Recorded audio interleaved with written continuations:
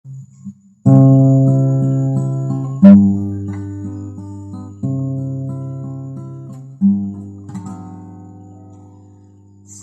si Jesus nagapaktas padulong sa Kalbaryo, ang kalanggaman ni sa ilang pag-awi, ang kabunlakan sa kapatagan, nidugo sa ilang ulo, ang manluluwas pagpatsyon dito.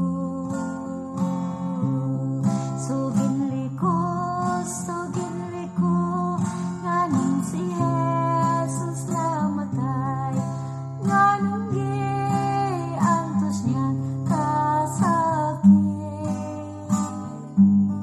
Tungod sa dako niyang gugma, ihatag bugtong anak, si Jesus ang nagtubos sa salatan.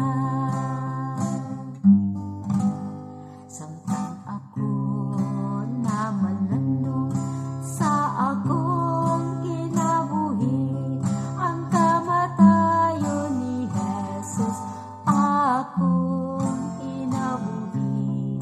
Kasalanan gihugasan sa bilihon niyang dugo, ug hatagan niya ako sa kinabuhing dayon.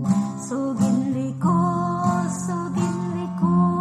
nganong si Jesus namatay, nganong giantos niya kasakit.